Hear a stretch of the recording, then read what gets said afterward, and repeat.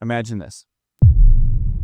You're looking for a job, but there's no point in looking because there's really only one job you can get. And what is that job?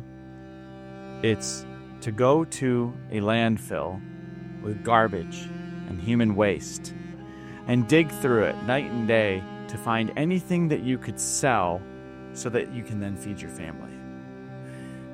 Imagine this. Imagine everybody in your community all is vying for that position, that job. It's so bad that if you get into the garbage dump, you're considered lucky. Imagine living in a world like that. A world where on your birth certificate it is stamped that you were born into this dump. And you can never get out of it. Because anytime you go try and get a job somewhere else, they turn you away because they see right on your birth certificate, you're from this dump, we can't employ you. Now imagine this. You're going to have children someday. Those children are going to have children. And every single one of them have to have it stamped on their birth certificate that you cannot get out. You can never get out. And this is their world. I'd like to say that this is some horrible, fictional, dystopian future somewhere. But no, this is happening every single day in Ecuador. And so myself and 9 or 10 others had the privilege of going to Ecuador to help an organization called Extreme Response. Extreme Response have come into these communities and have shown them new skills that they can develop, new ways of making an income so that they can pull themselves out of this poverty. They're giving them economic hope, but they're not giving them just that type of hope. They're giving them the hope of Jesus Christ. Now, if you're watching this video and you, like myself, have found hope in Jesus Christ, what better hope is there than that? This is not a perfect time.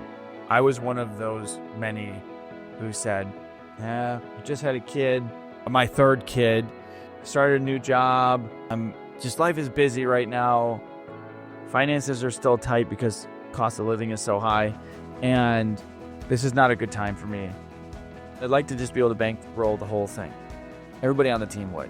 It's $3,000 per person, but I don't have $3,000 to devote to this trip. And we've got almost 10 people going. So that's almost $30,000 we have to raise. This is something that we have to rely on God for. That He will provide for this trip, not just for me, but for everybody. And my actual prayer is that we will raise more than what we need so that we can give this ministry a good chunk of change. I don't know what that amount's going to be, but that can really be largely decided based on you and how the Lord might be putting this on your heart. So here's my promise to you. I will capture every bit that I can so that I can come back to show everybody where your money went. Because it's tough to just give money to something and pray for something when you don't really know where it goes. So that's my contribution that I can give back to you.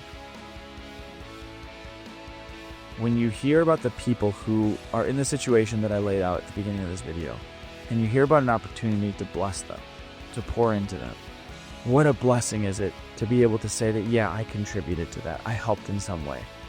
Pray about this. Pray for us. Share this video. And in doing so, let's bring the hope of Jesus Christ to these folks who desperately need it. And maybe we can be part of rewriting somebody's story. Thank you and God bless.